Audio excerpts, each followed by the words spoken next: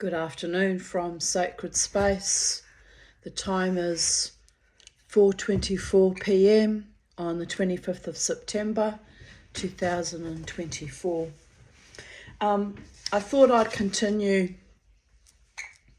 I actually laid down to have a bit of a rest because I'm very tired after yesterday's efforts. But I thought, I feel like doing something with my life. So I thought I'd continue with reading of various folk tales. So today I've picked the book, The People Could Fly, American Black Folk Tales told by Virginia Hamilton, illustrated by Leo and Diane Dillon. It was a book I bought for my daughter, Crystal. It's got her name in it. I'm not sure why it's still in my possession because I gave most of the books that I bought for my daughters to each of them. So, but anyway, it's got some lovely stories in it of American Black folk tales, and I thought, why not? Why not have a read of them? Now, my accent is going to sound very strange because a lot of it is almost Creole type lingo, and I have a New Zealand Australian accent, so it's going to sound a bit off to those of you who are black and American, and or even to white American people. And so I apologise in advance about that, but it's not much I can do. It's just the way it is.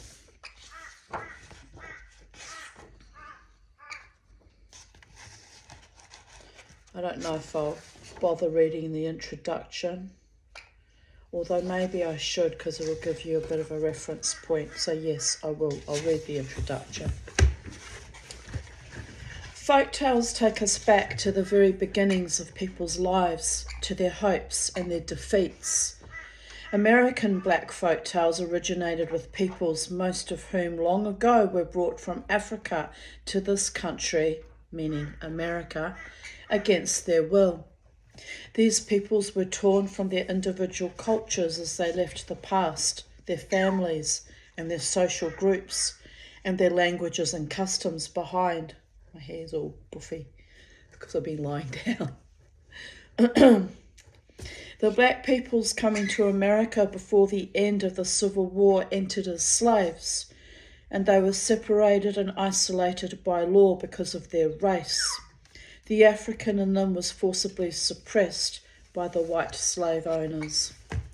They were not supposed to speak their own languages.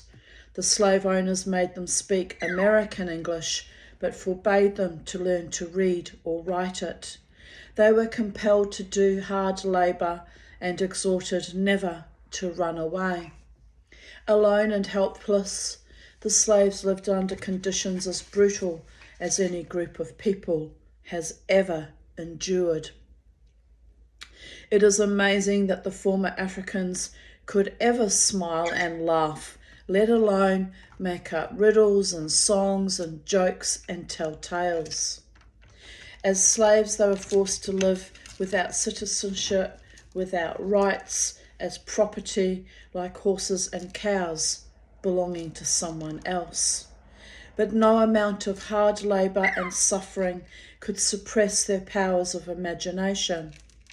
Out of the contacts the plantation slaves made in their new world, combined with memories and habits from the old world of Africa, came a body of folk expression about the slaves and their experiences. The slaves created tales in which various animals such as the rabbit, fox, bear, wolf, turtle or terrapin, snake and possum took on the characteristics of the people found in the new environment of the plantation. The rabbit, known as Barabi and later called Brer, Bew or Brew rabbit, became a particular favourite of the slave tellers. Rabbit was small and apparently helpless compared to the powerful bear, the wily fox, and the ferocious wolf. But the slave teller made the rabbit smart, tricky, and clever, the winner over larger and stronger animals. Still, Brew Rabbit sometimes got into trouble, just as the slaves did, which made him seem all the more human. To the slaves, the rabbit came to be identified with themselves, which makes these tales highly unusual in the animal folklore genre.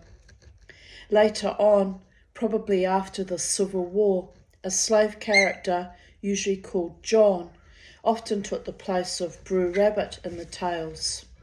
John became the trickster hero who outwits Old Master, I would think, the slave owner, and wins his freedom.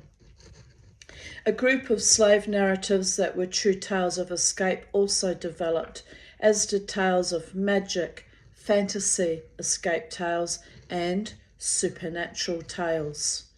In the Cape Verde Islands off the coast of West Africa, slavery was abolished in 1876.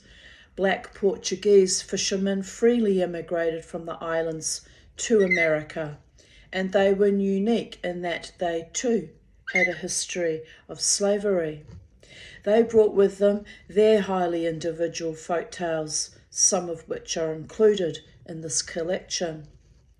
Black folk tales were first recorded in the late 19th century. In 1880, journalist Joel Chandler Harris collected some of the oral literature of the slaves in Uncle Remus, his songs and his sayings. Many Americans' first exposure to black folk tales came through the character of elderly Uncle Remus, the slave who had the favoured position on the old plantation. Harris Uncle Remus told animal tales in fractured English to the little white boy of the plantation house.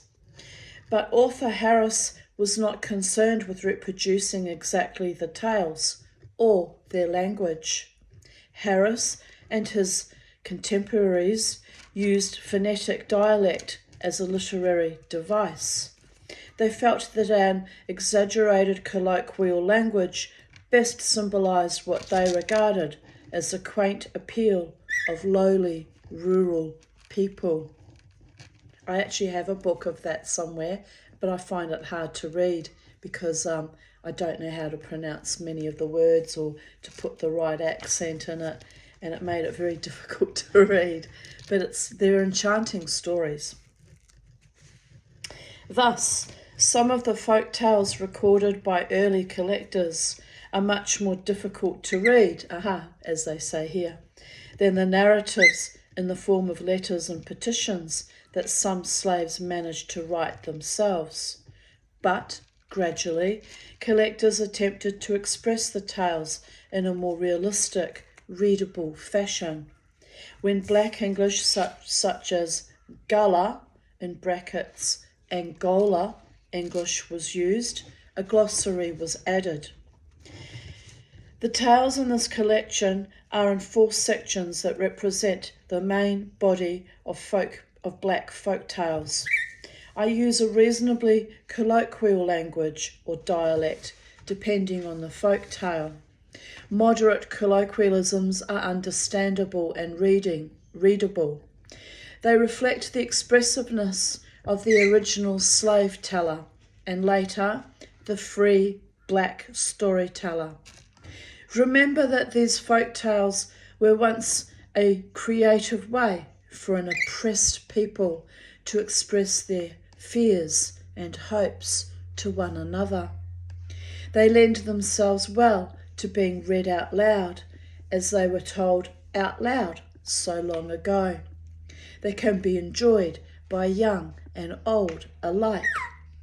Remember also that these tales, like all folk tales, belong to all of us. They are part of our American tradition and part of the history of our country. They show you how I tell the black folk tales, for they are told in my own voice, echoing the voices of slaves and fugitives, some of whom are my ancestors. To this very day, folk tales are being told, altered, retold, and made. A tale naturally changes as it is told by one person to another. These tales were created out of sorrow, but the hearts and minds of the black people who formed them, expanded them, and passed them on to us were full. So who formed them, expanded them, and passed them on to us were full of love and hope. Two of the most potent emotions there is for any soul, am I right? Love and hope. We must look on the tales as a celebration of the human spirit. Remember the voices from the past, as do the folk tales. Keep close all the past that was good and that remains full of promise. Virginia Hamilton, Yellow Springs, Ohio, April 1985.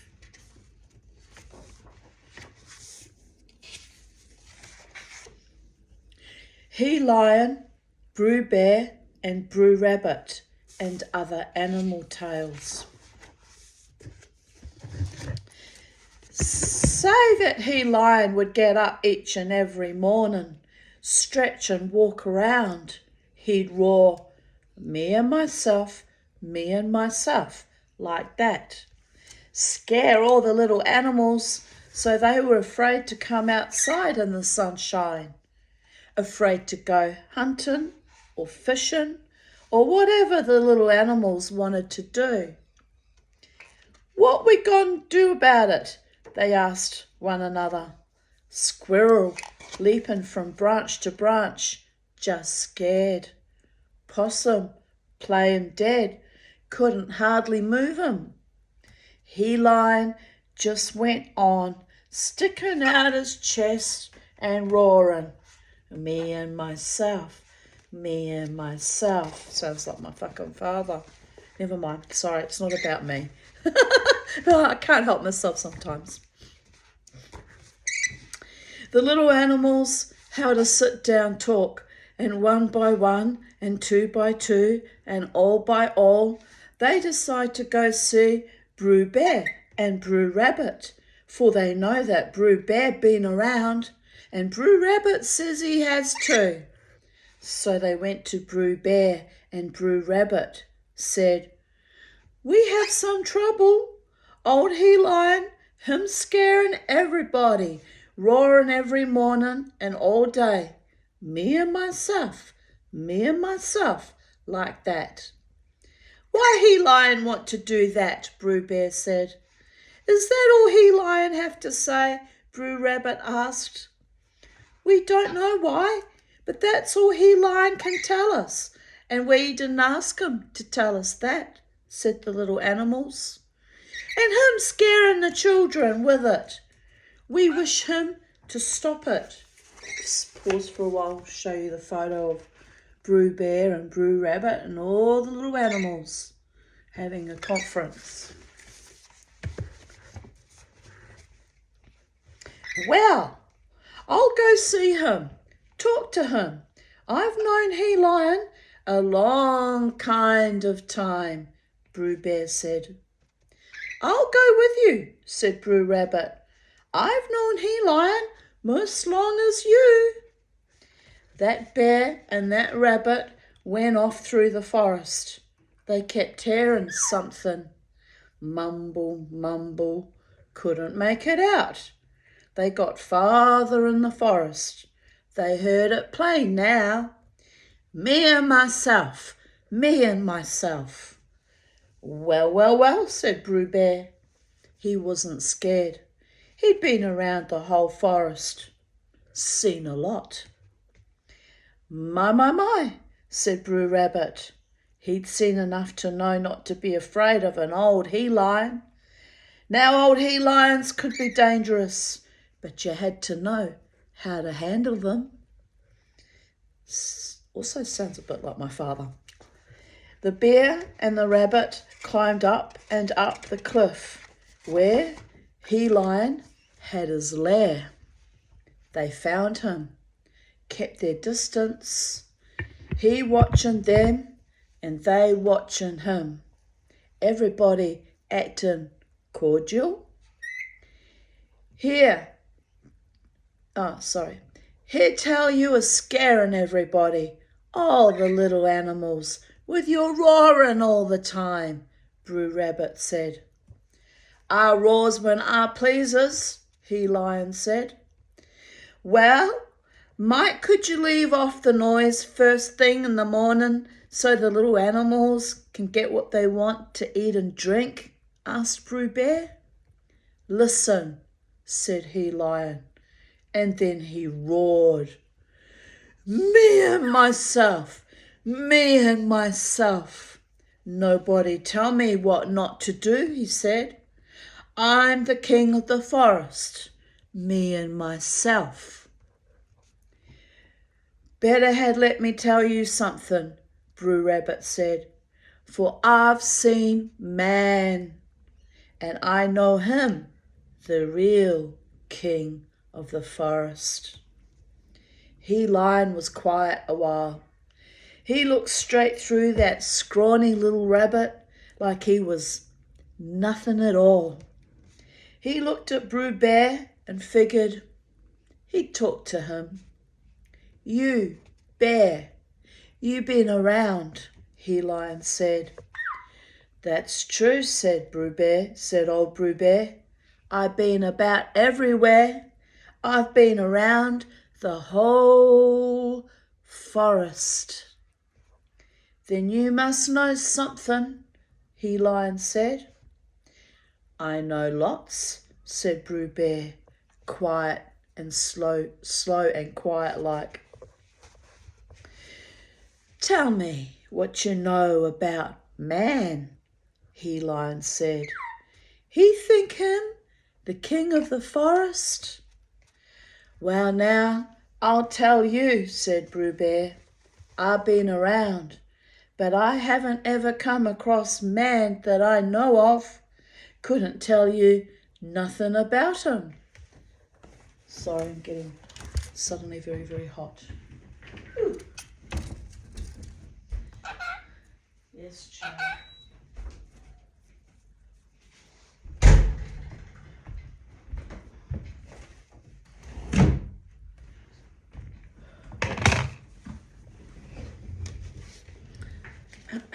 I know. You want to come sit up with Mama? Help Mama read the story? You going to poo on me as well? I bet you're going to poo on me. She's already pooed on the laptop, I see. Right, let's shuck that aside. Whew, my goodness.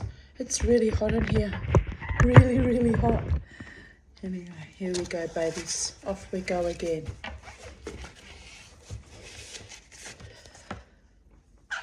Yes, I know, my love.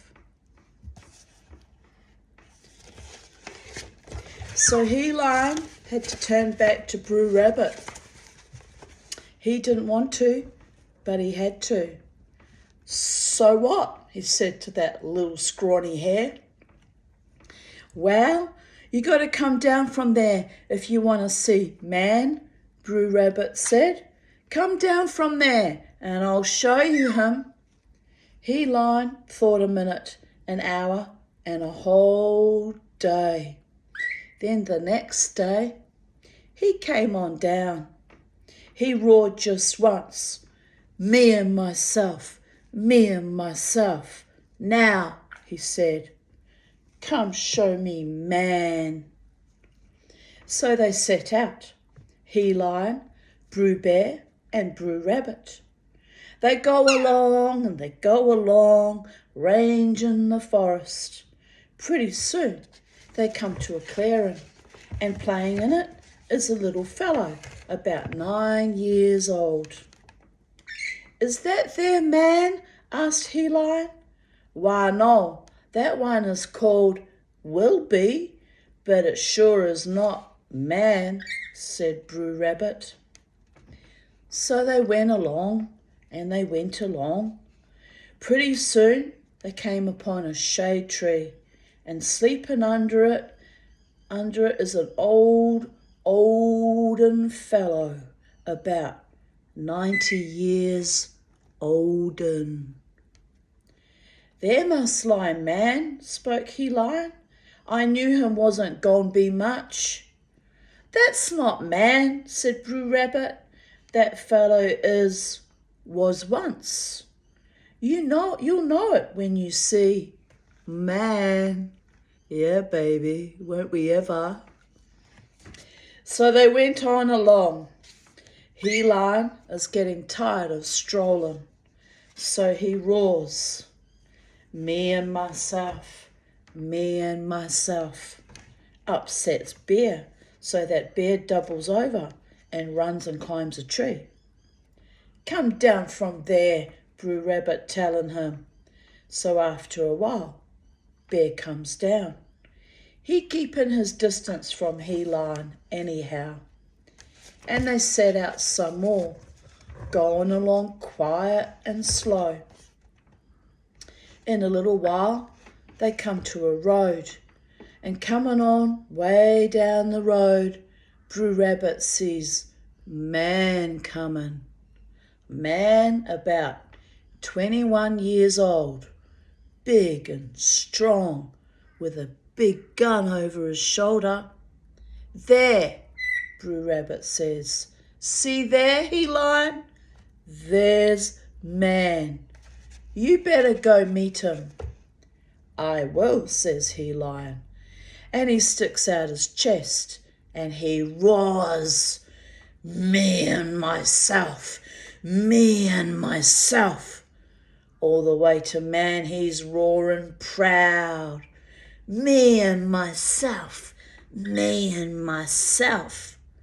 Come on, Brew Bear, let's go, Brew Rabbit says. What for? Brew Bear wants to know. You better come on. And Brew Rabbit takes a hold of Brew Bear and half drags him to a thicket. And there he making the bear hide with him. For here comes man. He sees old He-Lion real good now. He drops to one knee and he takes aim with his big gun. Old He-Lion is roaring his head off. Me and myself. The big gun goes off. Paloom! He-Lion falls back hard on his tail. The gun goes off again. Paloom! He-Lion is flying through the air. He lands in the thicket.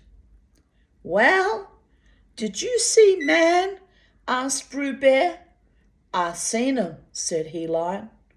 Man spoken to me unkind and got a great long stick him keeping on his shoulder.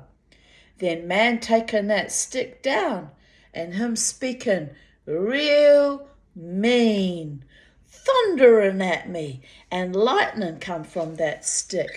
Awful bad. Made me sick. I had to turn around, and man pointing that stick again and thundering at me some more.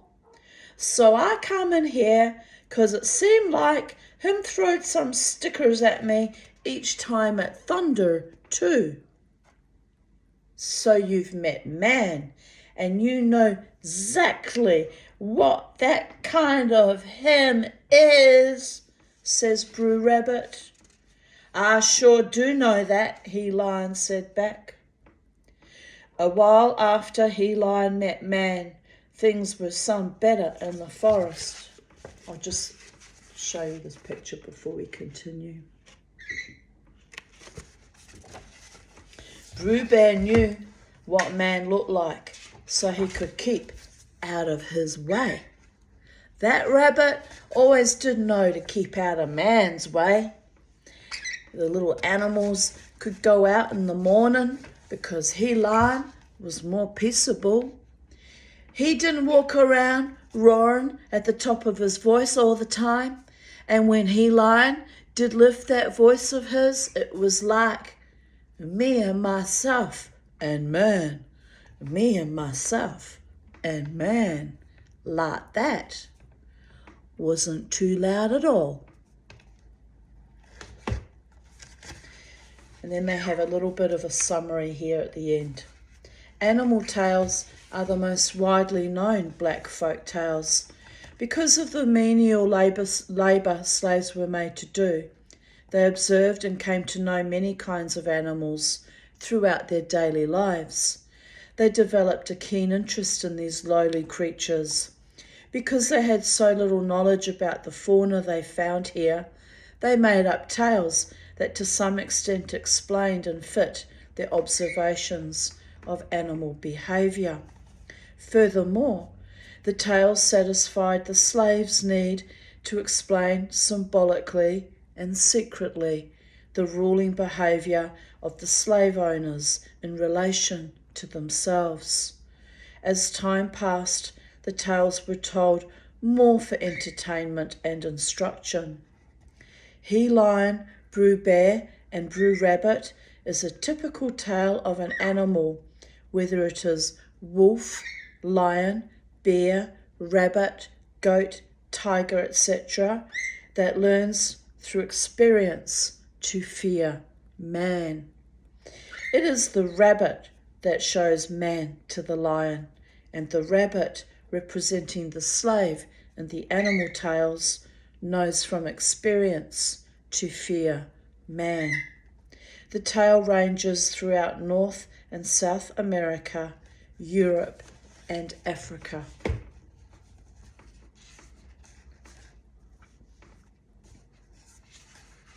Doc Rabbit, Brew Fox, and Tar Baby. Heard tell about Dr. Rabbit and Brother Fox. They were building a house, and they kept a crock of cream in the bubbly brook down below the house they were building. Every once in a while, Doc Rabbit got thirsty, and he hollered aside so Brew Fox wouldn't know who it was. Woohoo! Woohoo! Woohoo! Like that. Scared Brew Fox to death. Who is it there? Brew Fox say. Sounds like somebody calling bad, said Doc Rabbit. Well, can you tell what they want? Brew Fox say. Can't tell nothing, and I'm not looking to see, said Doc. Oh, but you're the doctor. You're the doctor. You better go see, says Brew Fox. So Doc Rabbit went off down to the bubbly brook where the water ribbled, keeping the cream cold. He drank a long drink of sweet cream. Oh, that sounds delicious, but that would really upset my tummy. Then he went back to help Brew Fox with the house. Who was it calling? Asks Brew Fox. Just started calling me, was all it was, said Doc Rabbit. So Doc Rabbit got down to work. But the sun was hot and he came thirsty again. He went about calling at the side of his mouth. Woo-ah, woo-ah, woo-ah. Who is calling so scared, says Brew Fox, trembling all over. Somebody calling me for help, I expect, Doc Rabbit said. But I sure not going this time, me. You have to go. You have to. You're the only doctor. Go ahead on. You, Brew Fox say. Big Doc Rabbit went down to the brook again. The water was so cool and ribbly, and it kept the crock of cream so fresh and cold. Doc Rabbit drank about half of the cream this time. Then he went back up. I love it that I threw in an American accent. I couldn't help myself, sorry.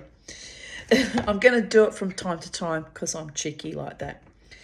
Then he went back up to help Brother Fox with the hard labour of raising the roof. Brew Fox says, "What was the name of the one calling you this time?" "Name of about half done calling," mumbled Doc Rabbit. "Phew, this work is a hard labour." The rabbit toiled and sweated until his fur was wringing wet. He took off his fur coat too. He wrung it dry and put it back on. But that didn't even cool him any. He says over his shoulder, says, "Hoo-wee, hoo-wee," like that. The fox says, looking all around, "Somebody else calling you, Rabbit?" "I sure ain't not going this time," Doc Rabbit said. "I'll just stay right here this time." "You go on," says Brew Fox. "Go ahead on. Folks needin' you today." So Doc Rabbit scurried down to the Ribbling Brook. It was nice by the water. He sat himself down, took up the crock of cream. He drank it all down. Then he ran off. Fox feel a suspicion. He went down there, saw the cream was all gone. He filled up the crock with some lemon and sugar water he had.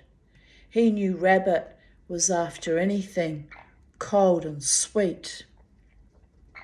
"Think I'll catch me a doctor and a hare together," Fox says to himself. Next he made a little baby out of the tar there. The baby looking just like a baby rabbit. He named it Tar Baby and set it right there on the waterside. Brew Fox went back up the hill and he worked on his house. He thought he might keep the house to himself. Doc Rabbit was being bad so, and not working at all. Doc Rabbit came back for a drink. He spied the new crock full, and he spied Tar Baby just sitting, gazing out on the water. "Hey, what you doing here, baby rabbit?" Rabbit asked Tar Baby. Tar Baby wouldn't say, too stuck up. "You better speak to me," Doc Rabbit said, "or I'll have to hurt you." But the Tar Baby wasn't going to speak to a stranger. So Doc Rabbit kicked Tar Baby with his left hind foot. Foot got stuck, it did. "Whoa! Turn me loose," the rabbit cried. "Turn me loose." Tar Baby stayed still, gazing at the water, looking out over the ribbly water. So Doc Rabbit kicked hard with his right hind foot. "Uh-oh, I'm stuck again. You'd better let me loose, baby," Doc Rabbit said. "I got another good foot to hit you with." Tar Baby said nothing, gazing at the water, looking far on by the waterside. Doc Rabbit kicked Tar Baby with another foot, and that foot got stuck way deep. "Better turn me loose," Rabbit hollered, getting scared now, shaking now. Says, "I got one foot left, and here it comes." He kicked that Tar Baby with the 1 foot left, and that got stuck just like the other 3. "Well, well, well," said Doc Rabbit, shaking his head and looking at Tar Baby. Tar Baby gazing on the water, watching out for the pretty birds. Well, I still got my head, Doc Rabbit said. I'm mad now. I'm a-gon' use my head too.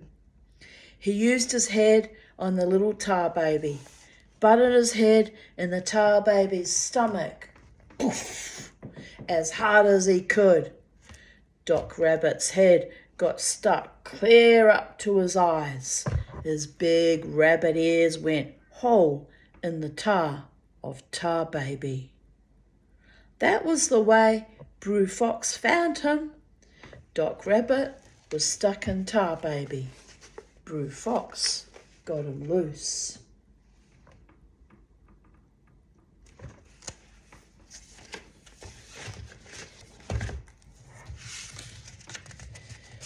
What must I do with you?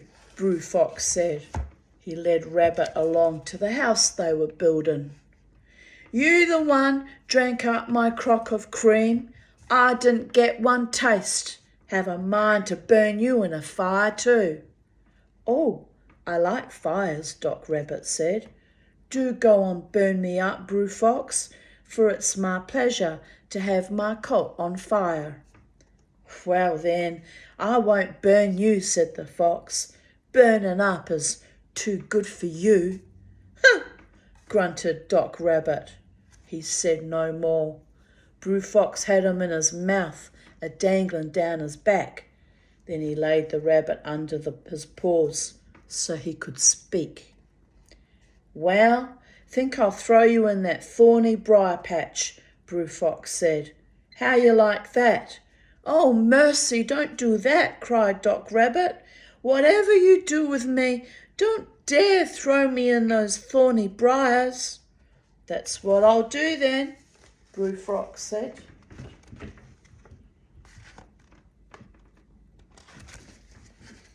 And that's what Brother Fox did. He sure did.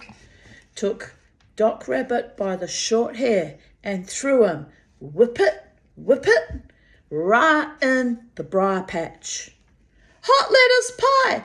This is where I want to be, Doc Rabbit hollered for happiness. He was square in the middle of the briar patch. Here is where my mama and papa had me born and raised, safe at last.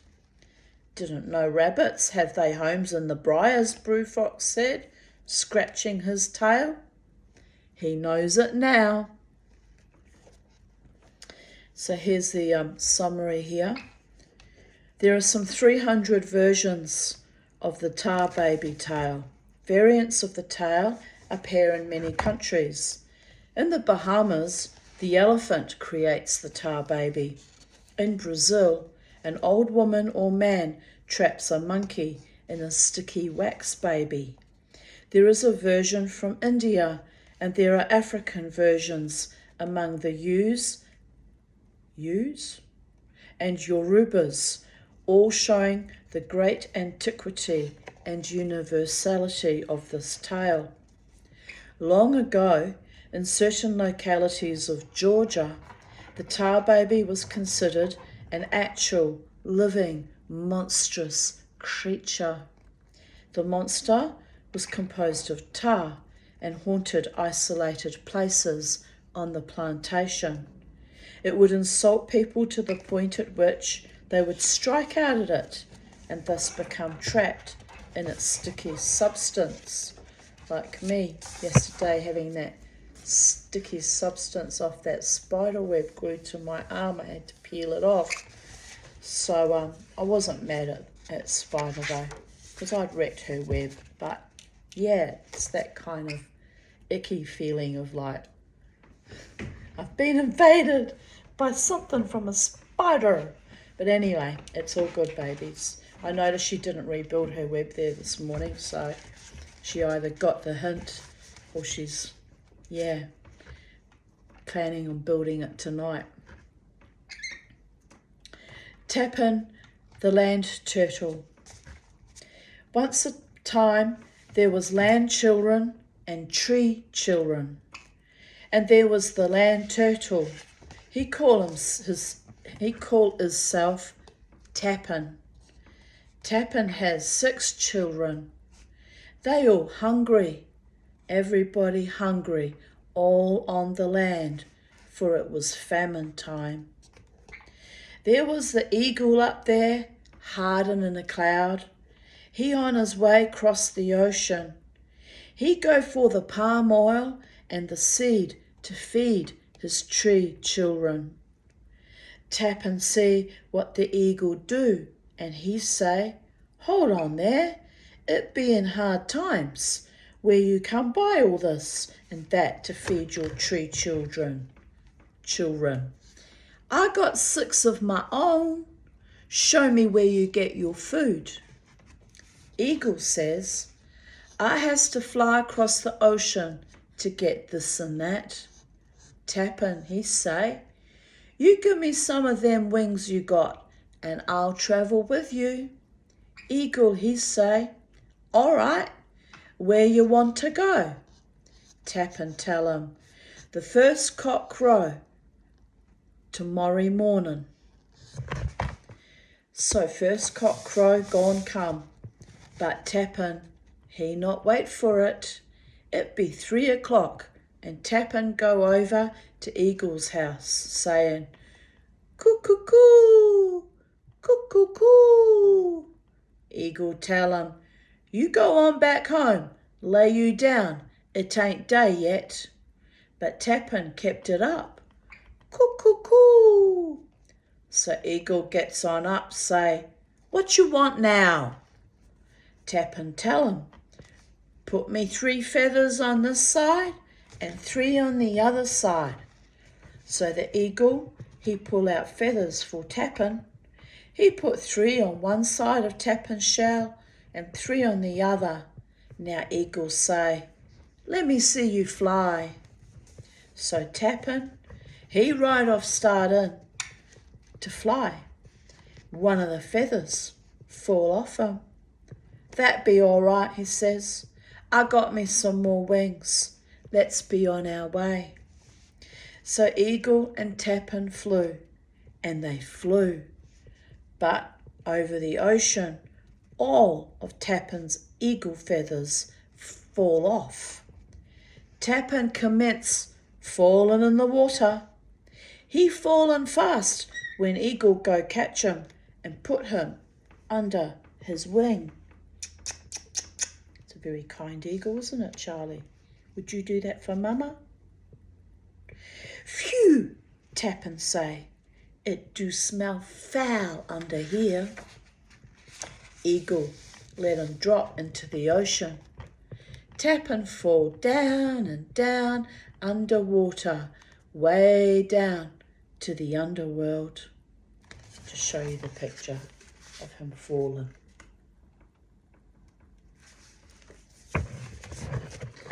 The king down there, king of the underworld, meet up with Tappin. He say, why you here? What you doing here? Tappin tell him, say, King, we have terrible time on the earth. We can't get nothing to eat. I got 6 land children and I can't find food for them. The eagle, he got but 3 tree children and he can fly across the ocean and get all the food he want. So would you please give me something to feed my children? King tell him, all right. He give Tappin a dipper, long-handled cup. He tell Tappin, take this, and when you want food for your children, say this. Bakon kole, bakon kobe, bakon kohubo, lebe. So Tappin, and I may not have pronounced that right, so some of you probably laughing your asses off right now, but you know, I don't know how to say those words. I just try. So Tappin, he carry home the dipper and he go to the children. Come on here, he say to them. Will they all come on here? He say this. When they all came on here, he say this. Bakon kole, bakon korbe, bakon kohubo, lebe, lebe. There is everything in the dipper. There is gravy, biscuit, and meat. The children have plenty to eat now. So Tappin, he says to himself, I'll sell this dipper to my own king. So he showed the dipper to his own king, and he say, Bakon kole, bakon korbe, bakon kohubo, lebe, lebe. There the food come out the dipper. They get everything to eat. So the king go and call all the people, and everybody eat from the dipper. They ate and ate the meat, the fruit, everything. Tappin think he take the dipper back home, so he do. Come on, children, Tappin say. He trying to feed them, but nothing coming from the dipper. Nothing. So when the dipper out, it's out. Tappin say, all right, I'll go to the king of the underworld and have him fix this dipper up. He'd go way down to the underworld and he'd say to the king there, King, what is the matter? I can't feed the land children no more. King say, you take this cowhide, and when you want something, you say, Sheet nuun, njako, nu o quako. So Tappin, he does it. But that cowhide start to beat the land children. It say, drop, drop. Some children are dead, some is only sick, but they all drop down. Tappin, he say, I'll call the underworld king up here. He calls the king and all the people, and he has himself a cover made to fit him before he have the cowhide to beat. He make cover of sand and some lime and cover him good. Then he say, Sheet nuun njako nuo quako. The cowhide bet and bet. It bet everybody. It bet the king too. It bet and bet and bet right through the cover over Tappin. Tappin have beat signs all on his back. Why, Tappin shall have marks on it all over to this day. And that's why you never find Tappin in a clean place. You look, see him under some leaves or a log line there. That's Tappin. Beat marks all on his shell. This tale was first told by Cujo Lewis of Plateau, Alabama, and recorded in heavy dialect. He was brought to America on a slave ship from the west coast of Africa in 1859. It was the custom among some of the African peoples to name a child after the day on which he or she was born. Cujo means Monday. Tappin is a dialect word for terrapin, the American dryland turtle. There were African animal prototypes such as the jackal, the hare, and the tortoise for the American black folk tales. The jackal survived in the tales as the fox, the hare as the rabbit, and the tortoise as the dryland turtle or terrapin. This tale includes examples of African words in verse that were meant to make magic, and I actually felt that as I was trying to pronounce them. I could feel the power behind the words. Powerful magic indeed. Their meaning, unfortunately, is lost to us.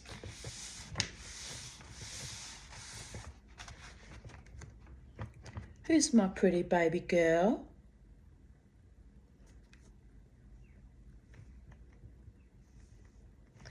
Just noticed today how that skin cancer scars really looks kind of standing out today. It's a reminder that I have to organise that appointment. Oh my goddess, I dread it so much. Never mind. Brew alligator and brew deer. Long time, nothing here but animal and bird and the Indian. Brew alligator and brew deer, not any kind of friends at all. Brew alligator even plan to kill brew deer when he get the chance. Well, that would be chance. Yes, it would be chance. And brew deer very afraid to swim cross the river. Whenever he go down to the river edge for a drink, he cock his head, listening, and look all around him before he do drink. Just so scared he of brew alligator. By and by comes the buckras, the white owners. And then comes the black slaves. And by the buckras fetch the hounds. And then the Indian is gone, and the buckras come to hunt brew deer with they English beagle hounds. They dogs, they beagle hounds, they so swift, and they trying to get so close to brew deer. Only chance brew deer has is to take to the water. But who in the water? Brew alligator. Who? Nothing matter to brew deer. He have to make for the water when the hounds come too close. Now, the first time the buckras run brew deer with the hounds, he didn't know nothing much about them. He just lie down in his bed in the thicket on the edge of the broom grass field. And here come the hounds, and brew deer so afraid, and so he jump and he run. And he gets away to the river first.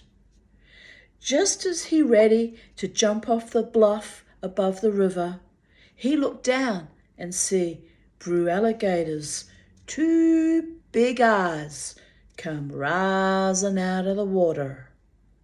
Brew alligator just waiting for him. That alligator hungry. Victuals very scarce that time of season. His belly be pinching him hard now. But brew deer is fat, and so he is in heavy trouble. The alligator there in front of him, the beagles there behind him. What brew deer gon' do? He sees the alligator and he hears the beagles. Brew deer make a sudden twist to the side just before the hounds see him. He burned the wind down the riverbank below the bluff, and he crossed the water where brew alligator never see him. Here come the beagles, boiling hard for the bluff. They come so fast upon brew deer's track, they never have a chance to stop.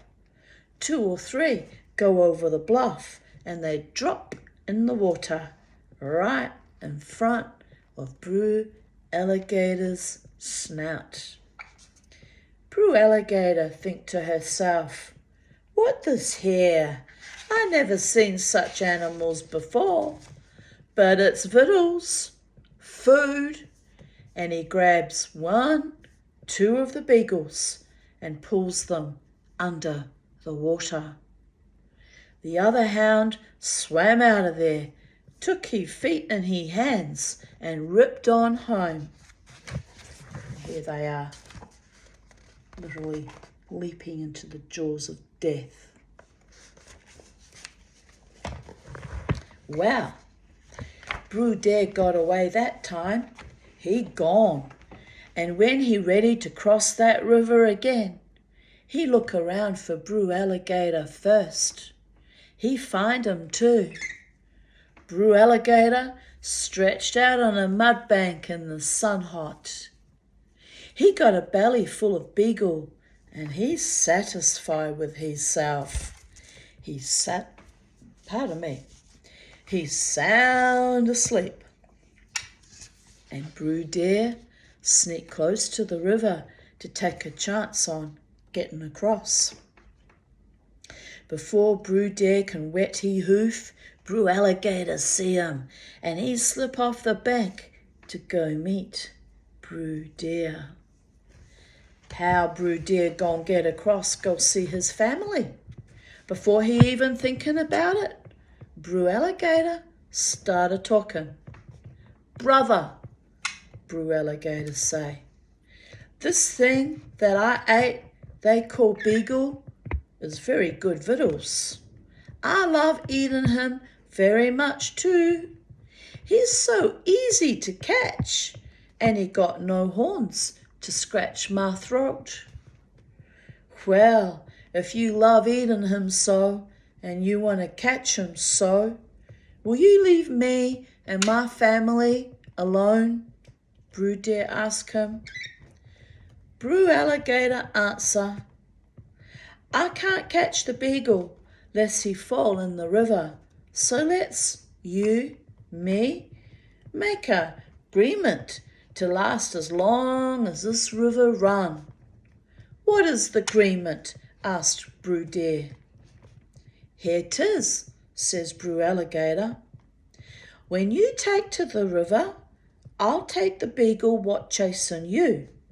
Me for you and you for me, and both of us for one another. So Brew Dare say it all right with him. And that how it been since agreement made.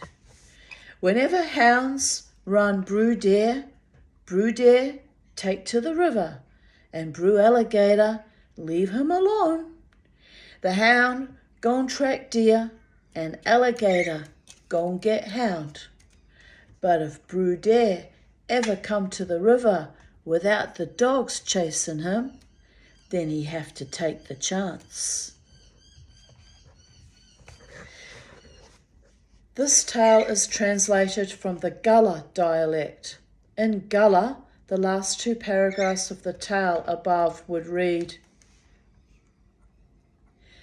Dat why mek so ever since degreement mek, we never dog run 'em, but dare take de river and bar alligator lem long, and when de beagle come he catch 'em, but if bar dare aber come de river without dog, dey at him heffen take he chance. Well, as you can see, I really struggled with that. I guess I don't have the natural ear since I didn't grow up in your part of the world, and I'm not of your culture. But yeah, it's kind of cool, just even trying it. Brew Lizard and Brew Rabbit. Don't know some animal tales, hear 'em, but forget 'em.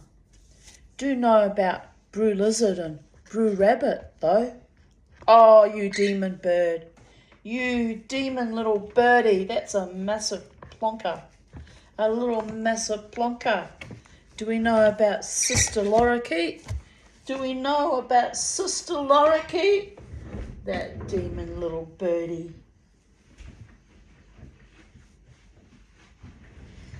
By the goddess.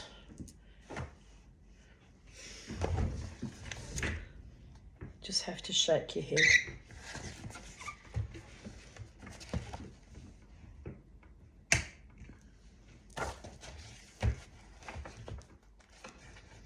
You never hear 'em tell how Brew Lizard bested Brew Rabbit? Wow, that lizard was a hard worker. He had a big sword, he used to cut his crop. Sword knew how to work by himself, and it cut so fine there was nothing left once something was cut. Brew Lizard speaking words to the sword, and sword do all the work. That's how it went.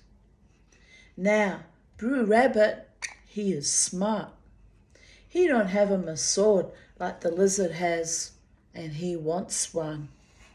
So he hides behind a bush, and he watches sword working for Brew Lizard. He wants it very bad too. One day, Brew Lizard has to go away, and Brew Rabbit, he sneak up, and he steal Brew Lizard's sword.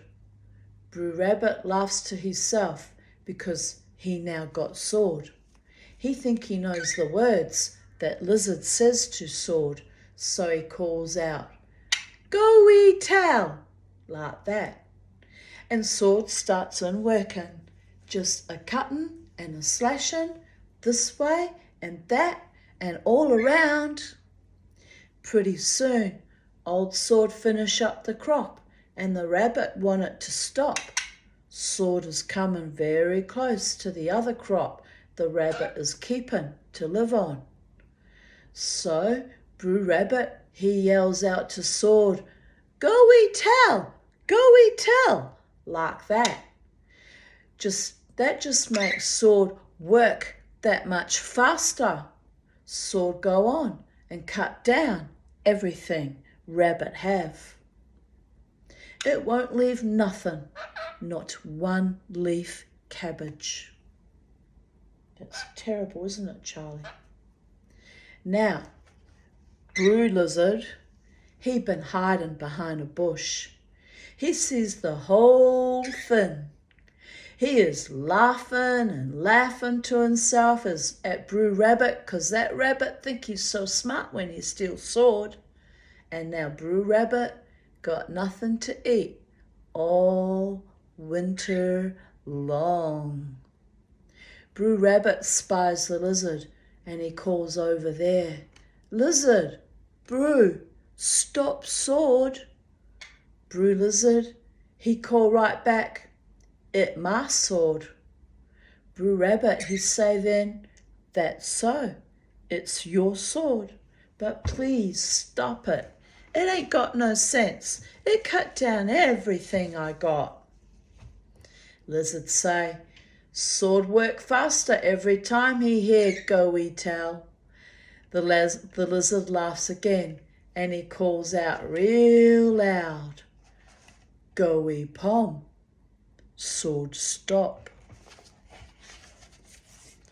Here's a picture of the struggle between Brew Rabbit and Brew Lizard, and the sword magically chopping everything down.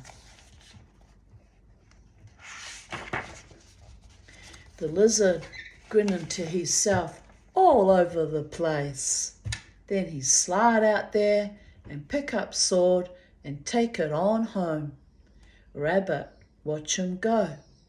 That's all. A version of a dialect plantation tale from the Georgian Sea Isles. It is a derivation of the numerous magic hoe motif tales from Africa and Europe. This is one of the few animal tales in which the cunning Brew Rabbit doesn't come out the winner. In another version of the magic hoe tale, Brew Rabbit and Brew Wolf are the contestants. The rabbit saying, "Swish, swish," makes the hoe go faster. Then the wolf says, "Slow, boy." The hoe slows down.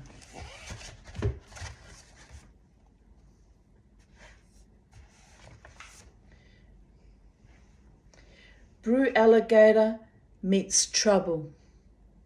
A Gullah dialect tale. Brew Rabbit has words with Brew Gator on account Brew Gator can't keep his mouth shut. He tells Brew Rabbit one day, "Tell him, say, we gators live in the river, and my children smart 'cause of that." Brew Rabbit, he can't see how Una can live pon top the hard land. Can't stand the land myself. Say all that to Brew Rabbit, and the rabbit didn't think much of the gator for it. Brew Rabbit just say, "Maybe you right, Brew Gator. We on the land seeing a lot of trouble." "What trouble is?" asked Brew Gator. Brew Rabbit can't believe it. "You saying you never know trouble yet?"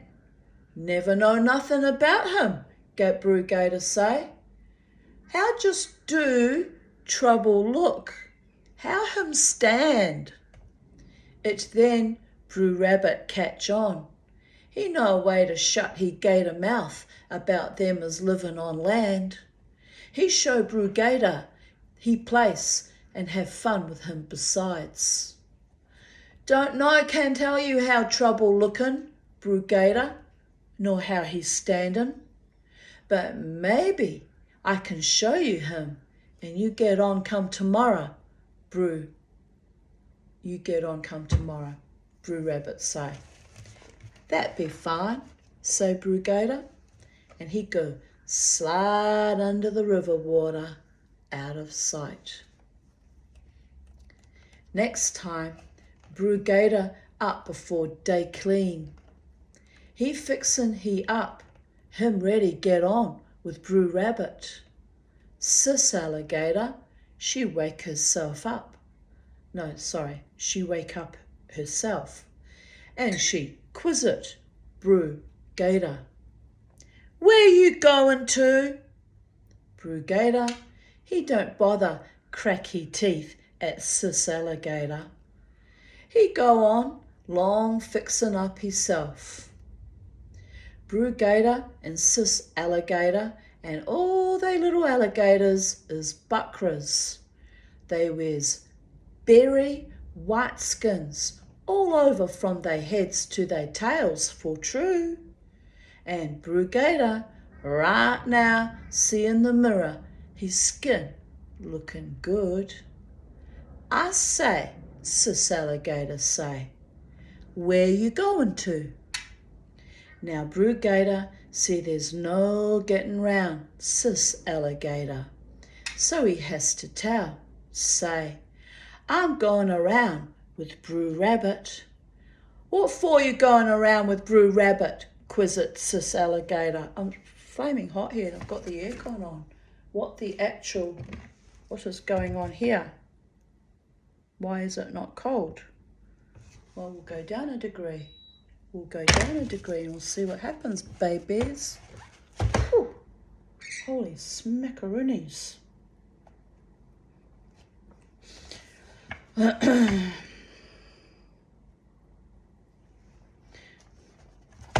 Brew Gator didn't want to say, but he have to. So he tell her, say, "I'm gone for to meet trouble."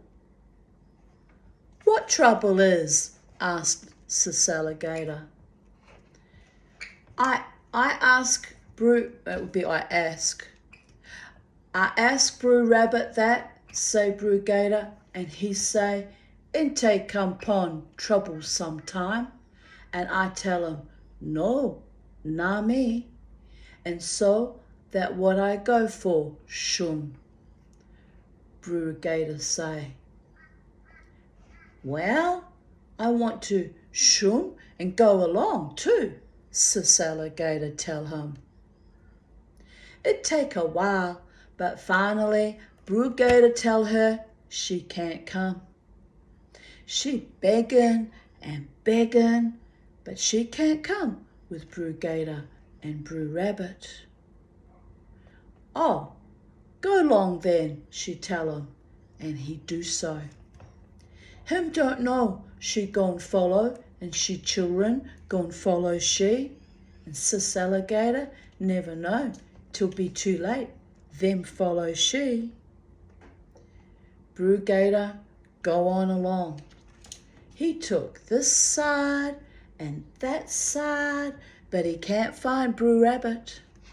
Now Brew Rabbit be right there harden. He smokin' he pipe. He wait for Brew Gator get himself in the broom grass field. He wait. And Brew Gator get tired lookin'.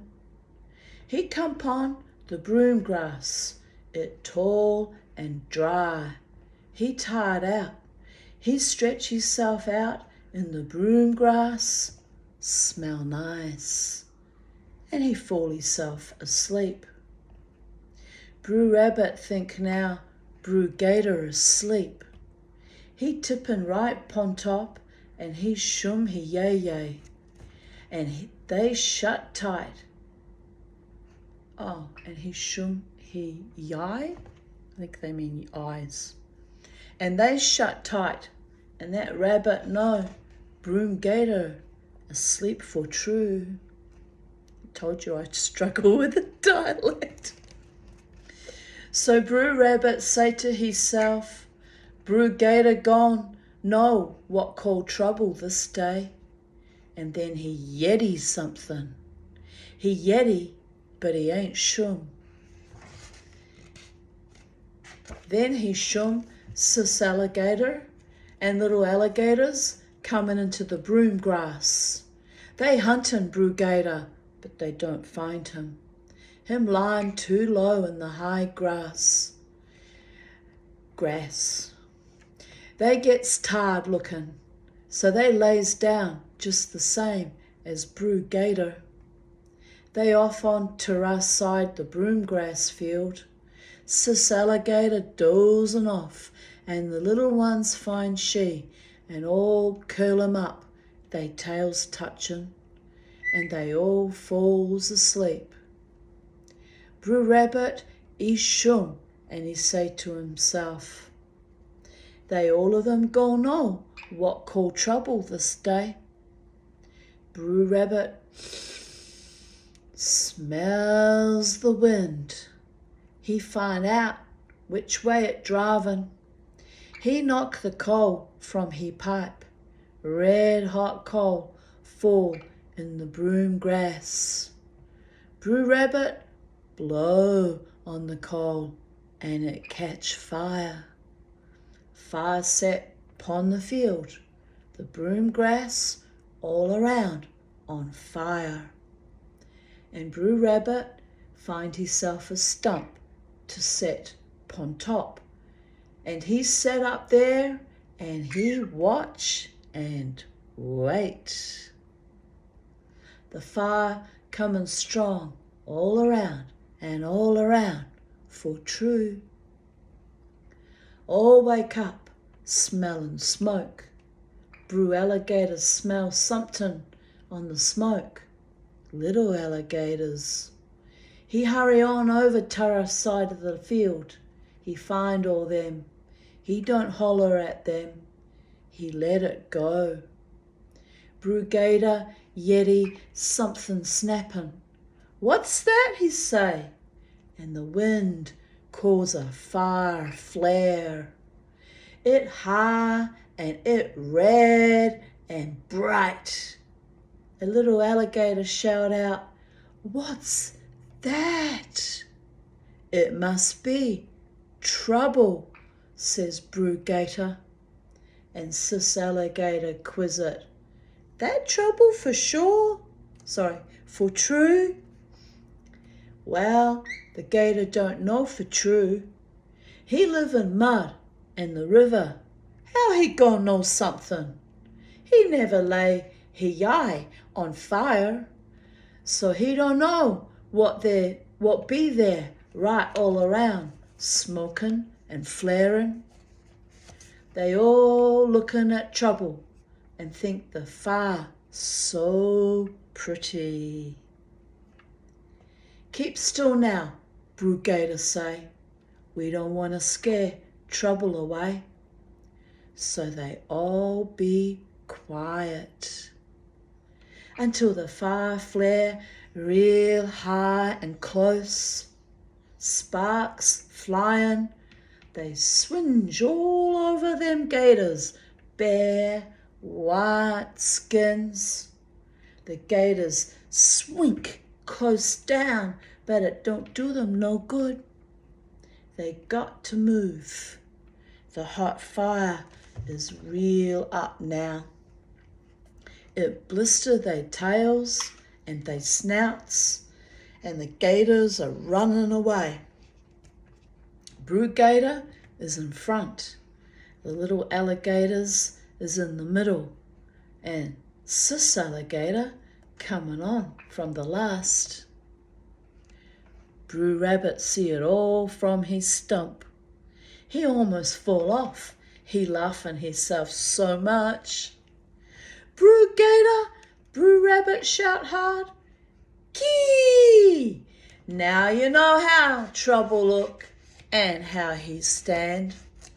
Don't go near him again. Go on back in the muddy river where your place is.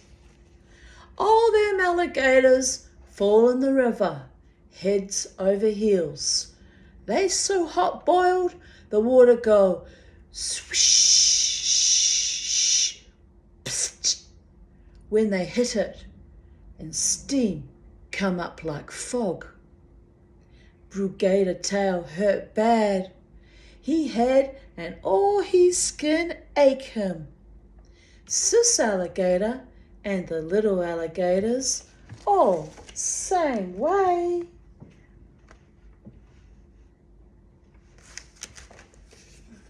The water do cool 'em. It take them a whole day to get hold theyselves, and young alligators crying so. Broo Gator raise himself pon top the water, and he yells loud as he can. Broo Rabbit, I know was you bring trouble for us alligators. You go on long today, and if I ever catch you near the river, I'll learn you how to come full long me. And to this berry day, Broo Rabbit afraid of the alligators and the river. But the alligators, they get out the water, and what they find? They white skin is all burned black and crinkly up. They rough looking like wood bark. From then on, Broo Gator have a horny hide. All gators do too. Never again do Broo Gator sleep most far from the riverside. If he yeddy any branch creak or bush snap, if he yeddy any sound be like crackling fire, he don't say nothing. Just quick him fall off he log in the water, 'cause he no trouble when he hear it, for true.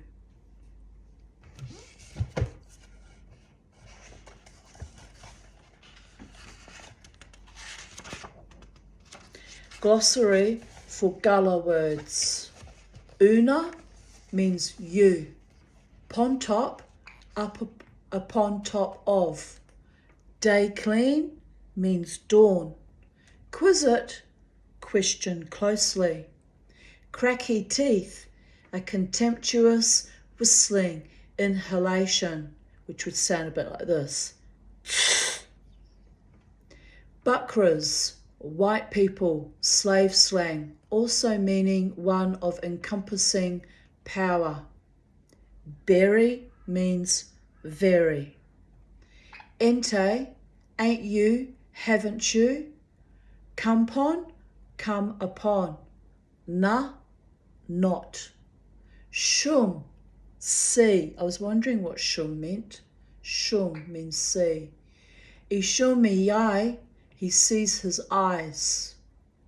Yeti means hear. I kind of guessed that part. He yeti, but he ain't shum.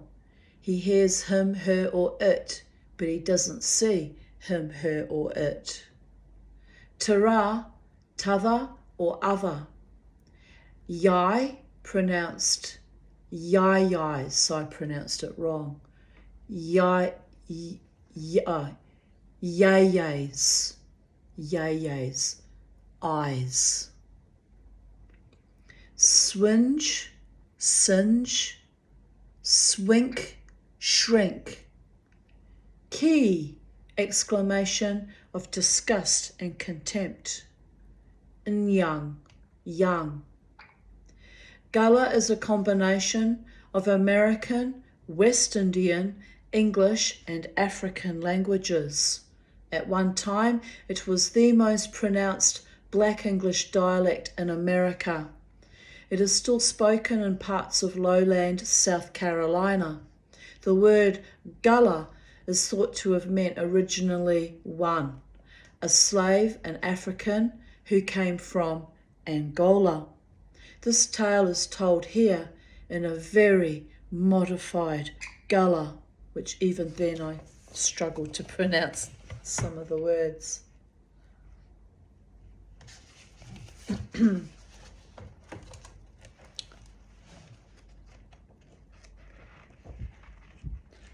It's quite a few more stories, so I'll keep going till I get tired, babies, like I normally do.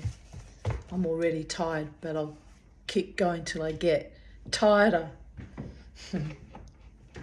Wolf and birds and the fish horse. Think a sea wave left this tale on the doorstep.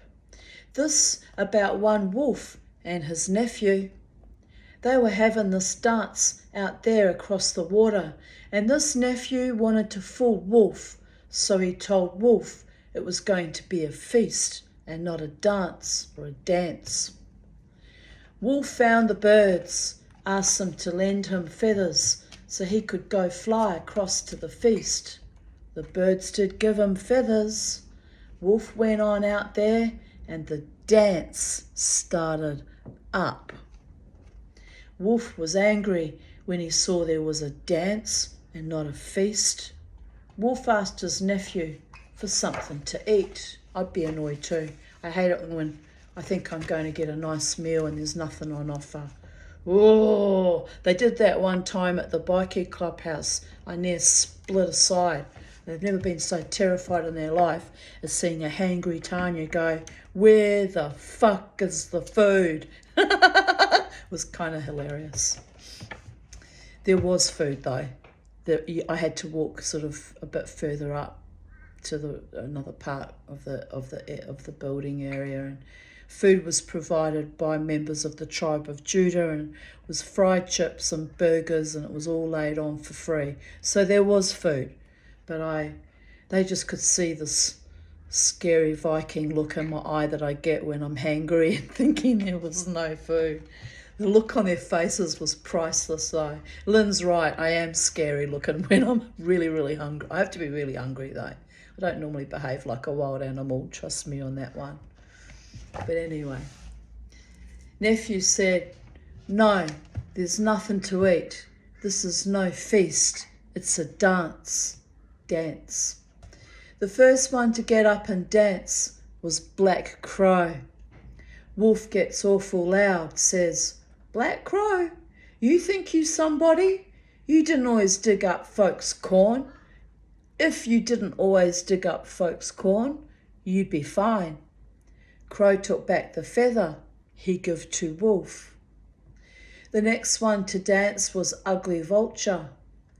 Wolf had to go say, "Vulture, you think you somebody. If you wasn't always looking for dead goats and donkeys to eat, you might be just fine." That made Vulture take back his feather too. Here comes to dance old Blue Jay. Wolf started, says, "Blue Jay, you think you somebody? Good thing you don't see that red mouth of yours. Without it, you'd be fine." Blue Jay went ahead and took back his feather. Dancing by came the hawk. Old Wolf had to say, "You, hawk, you think you somebody? If you weren't always hunting people's chickens, you'd be just fine." Hawk snatched back his feather off of Wolf. Just then, Guinea Hen came by dancing. Wolf says, Guinea hen, you sure think you's somebody? But you don't see your own skinny head. If it was bigger, you'd be just fine. Guinea hen took back her feather. When the dance was over, everybody left. Wolf was all alone out there, all alone and awful hungry. No food. Wolf started up crying. Then comes swimming by who they call Aunt Fish Horse. See, Wolf is out there near the water. Can't get home, cross it. She says to Wolf, "What is wrong with you? Are you sick?" Wolf says back, "The birds loan me feathers. I fly to the dance, and after a while they take their feathers back. Then they left me all by myself out here." Wolf says, Aunt Fish Horse, if you take me to my own place, I'll pay you for it." "Well, jump on my back," she tells him. And so that's what Wolf, let's just show you the photo of him being ungrateful to all the birds that had kindly lent them their feathers. "Well, jump on my back," she tells him. And so that's what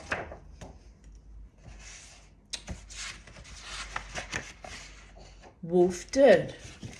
Here's another picture.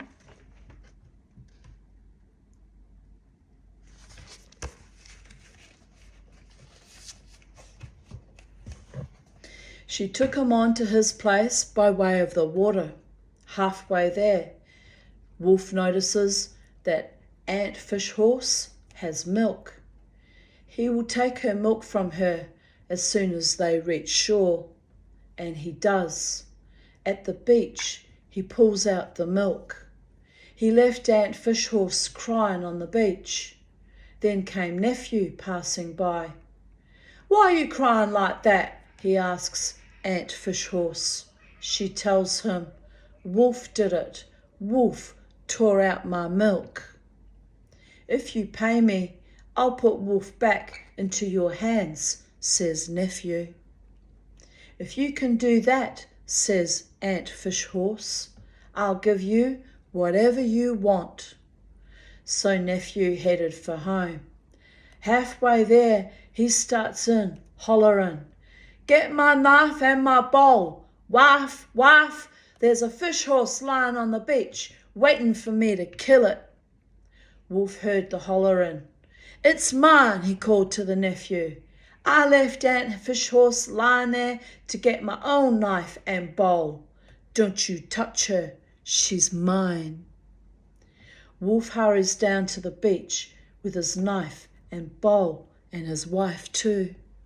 He grabs Aunt Fish Horse to kill her, but she grabbed him back, got him by the leg and pulled him into the sea with her. Wolf's wife is crying at the sight. "Don't cry," Wolf tells her. "Aunt Fish Horse is just playing." Aunt Fish Horse dives to the bottom, stays a minute. When Wolf is up again, his wife is still crying. "Don't cry like that while I'm still breathing," Wolf tells his wife. Aunt Fish Horse dives again, stays down a long time. She comes up. Wolf is choking. His wife is crying still. "Better had cried now," Wolf chokes and sputters to his wife, "for Fish Horse is killing me." Aunt Fish Horse dived to the bottom with Wolf. Wolf came up 2 days ago. He was full of little fish and sand and water. Nephew caught the little fish. They had a funeral for Wolf. I saw it go by. All his children cried for him. All his people did too.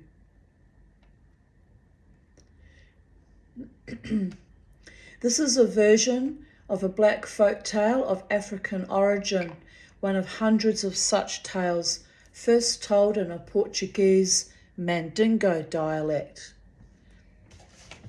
The tales were brought to the northeastern United States from the Cape Verde Islands by black Portuguese immigrants. The Cape Verde Island group was formerly a colony of Portugal, but now is a Portuguese overseas province that lies some 600 miles off the West African coast. The immigrants from the Cape Verde Islands are descended from African slaves imported by the early Portuguese to work their plantations, from Europeans, the Portuguese, and from most of the principal types associated with the African continent, including Arab and Hamitic. They are also descended from enslaved Africans who were gathered on the islands to be shipped across the Atlantic. But the enslaved Africans were left there when the slave trade ended. The slave trade to the United States ended almost completely in 1864. It ended officially in 1870. Slavery ended in the Cape Verde Islands in 1876. Similar tales told by the Cape Verde immigrants about birds taking back their feathers are found in Africa, in Jamaica, and among Amerindians. The tale Wolf and Birds and the Fish Horse is taken from The Wolf, Loeb and Nephew, Tobin, Cycle of Tales, similar in intent to the Buki, Monkey and Rabbit cycle tales found in the Bahamas. Fish Horse, Pei Cabal, also called Fish Cow, a manatee or walrus.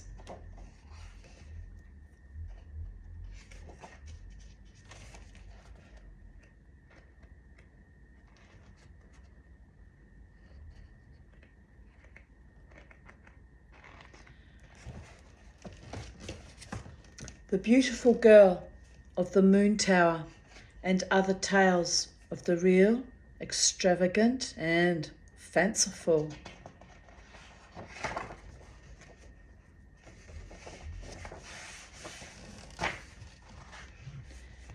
The Beautiful Girl of the Moon Tower. There was a son named Anton. He dreamed that a girl placed a handkerchief over his face. He woke up, but he saw no one. Anton told his mother what he had dreamed. His mother said, "Anton, you've dreamed of something enchanted." A few days later, Anton dreamed the dream again, and it was exactly the same. A girl placed a handkerchief over his face. "Anton," his mother said, "you dream of a girl who lives with her father in the Tower of the Moon." Anton thought about how to get there, to the Tower of the Moon. He started out. In the middle of a field, he met an eagle, an ant, a lion, and a dove. The four were quarrelling over dividing a dead ox. Anton was kind enough to divide it for them. The eagle, the ant, the lion, and the dove were grateful. Eagle said to Anton, "Wherever you are in trouble, call for me like this. O eagle that flies 7 miles without tiring or sweating." The ant said to him, "Wherever you are in trouble, call for me. O ant that goes where nobody knows." The lion said to him, "Wherever you are in trouble, call for me. O lion, king of the animals, and I will save you." The dove said to him, "Wherever you are in trouble, call for me. O dove that flies 7 miles without tiring or sweating, and I will save you." Anton went, and he went, and he kept on going. He came to a place where he did not know what to do. Then he called, I, make of me an eagle that flies 7 miles without tiring or sweating."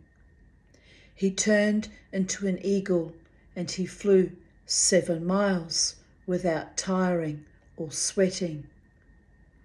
Then Anton came to the house of Mother of the Wind. Mother of the Wind said to him, "Good day, my grandson." "Good day, my grandmother," said Anton.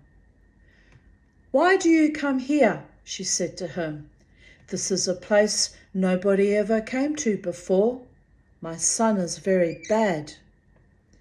"I'm looking for a girl who lives in the Tower of the Moon," Anton told Mother of the Wind. Just show you the picture before we continue over the page. They heard a noise. They heard a noise that sounded as though it was breaking the trees. It was wind coming home. When he arrived, he said, "My mother, I smell royal blood here." "No, you don't smell royal blood," Wind's mother said. "Not here you don't, because not a creature comes here." Then Anton called, I, make of me an ant that goes where nobody knows." And he turned into an ant. He hid in a crack of the door. Wind said, "My mother, give me water. I'm thirsty. Give me food to eat. I'm hungry.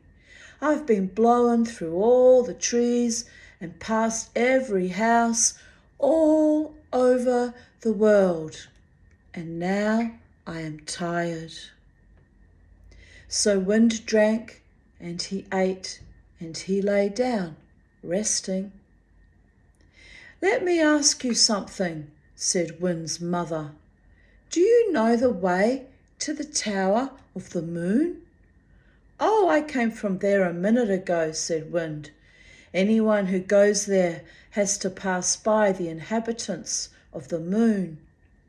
Wind was full, and he had rested, so he left to blow again, and he blew through the world. Anton, who was an ant, called for Dove.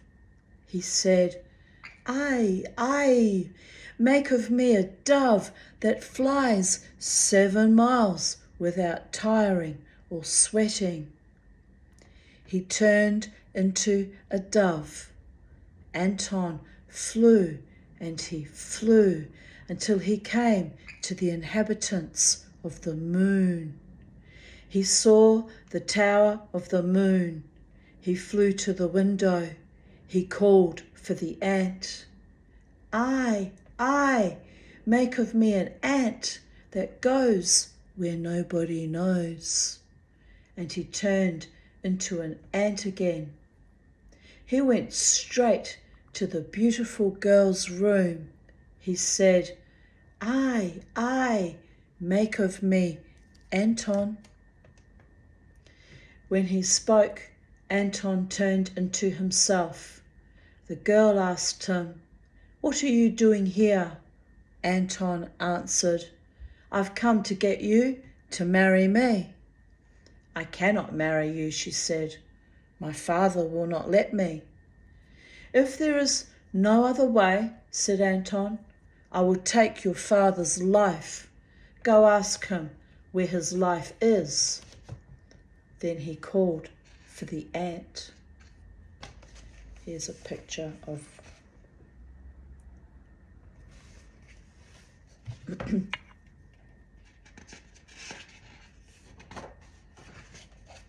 I, make of me an ant that goes where nobody knows.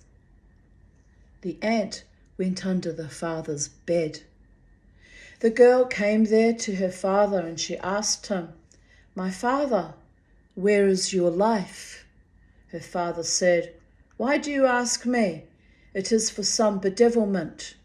"No, I only want to know," she said. "Well," he said to her, "my life is inside the belly of a hog in my garden. Inside the hog's belly is an egg. Inside the egg is my life." The ant, that was Anton, had been listening, and he said, I, make of me a boy." Anton turned into himself. He went to the girl's room. He said to her, "Now I'm going to kill that hog. I, make of me an eagle that flies 7 miles without tiring or sweating." He turned into an eagle. He flew to the father's garden. He fought with the hog, but he could not get the better of it. So he called for the lion, said, I, make of me a lion, king of the animals." He turned into a lion. He fought with the hog. As soon as he began to fight, the father of the girl became sick. The more Anton bet the hog, the sicker the father became. Finally, Anton killed the hog. He opened it up and took out the egg. He broke the egg and the father died. Anton called for the dove, saying, I, make of me a dove that flies 7 miles without tiring and sweating." He became a dove. He flew to the window of the tower, where he turned into the ant, and he went inside. The house was covered in black. They buried the father. As himself, Anton married the girl. He became king of the inhabitants of the moon, and the beautiful girl of the tower became queen.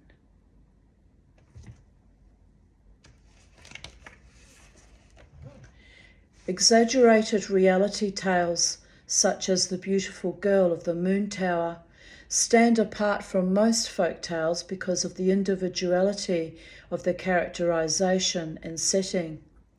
They seem to be real or true, and they present to us real people.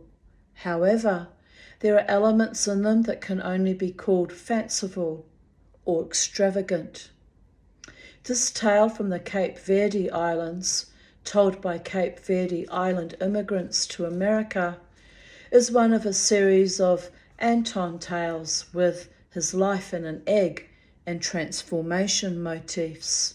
Anton, a symbol of the poor and weak, triumphs with the help of animals and magic, and with the beautiful young woman as reward.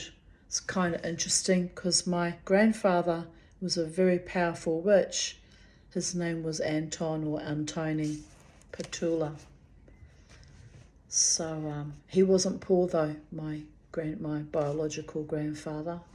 He was not poor, but his granddaughters have all ended up, well, I have ended up poor, and one of my daughters is poor. The other one makes $100,000 a year. So let's change the subject. Doesn't bear thinking about. You kind of have to laugh. Tales translated from the Portuguese and Cape Verde dialects are far less colloquial than the majority of black folk tales. This may be due to some extent to the translation and also to the isolation of the Portuguese group in New England.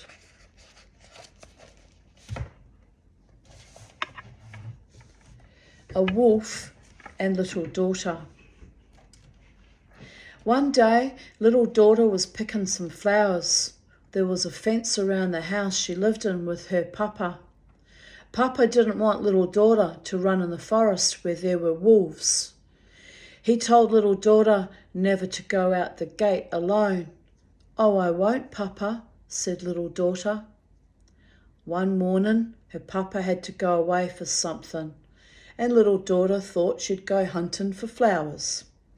She just thought it wouldn't harm anything to peep through the gate. And that's what she did. She saw a wild yellow flower so near to the gate that she stepped outside and picked it. Little daughter was outside the fence now. She saw another pretty flower. She skipped over and got it, held it in her hand. It smelled sweet. She saw another and she got it too, put it with the others. She was making a pretty bunch to put in her vase for the table, and so little daughter got farther and farther away from the cabin. She picked the flowers, and the whole time she sang a sweet song. All at once, little daughter heard a noise. She looked up and saw great big wolf. The wolf said to her in a low, gruff voice, "Sing that sweetest, goodest song again." So the little child sang, "Trebla, trebla, come qua, ki mo," and pitter-pat, pitter-pat, pitter-pat, pitter-pat. Little daughter tiptoed toward the gate. She's going back home, but she hears big and heavy pitter-pat, pitter-pat coming behind her, and there's the wolf. He says, "Did you move?" in a gruff voice. Little daughter says, "Oh no, dear wolf, what occasion have I to move?" "Well, sing that sweetest, goodest song again," says the wolf. Little good daughter sang it. "Trebla, trebla, come qua, ki mo," and the wolf is gone again. The child goes back some more. Pitter-pat, pitter-pat, pitter-pat, softly on tippy toes toward the gate. But she soon hears very loud pitter-pat, pitter-pat coming behind her, sorry.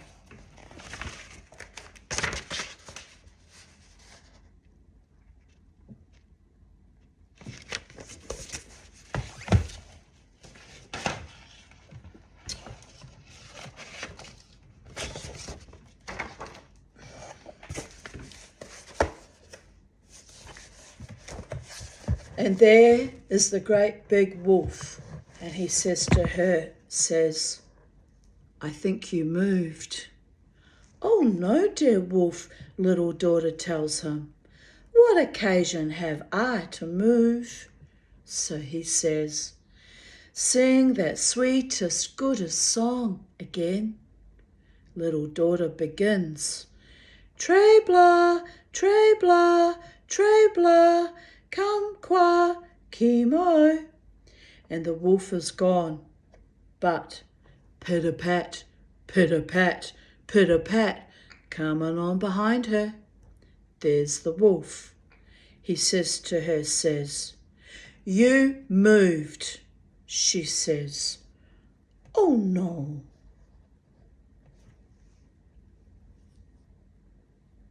Wait a minute.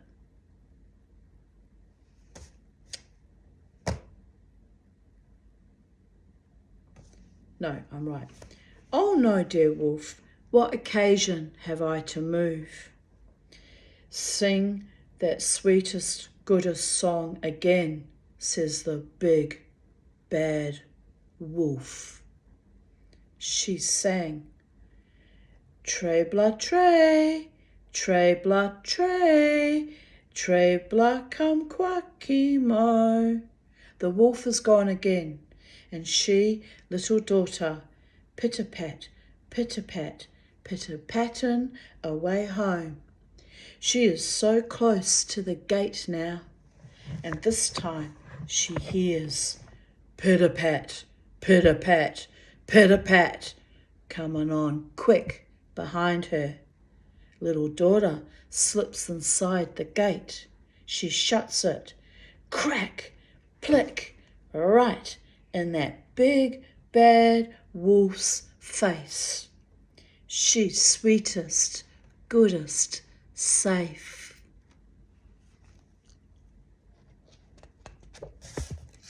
Just like you, Charlie. It's nearly time for you to go to bed, Charlie. It's birdie num num bedtime.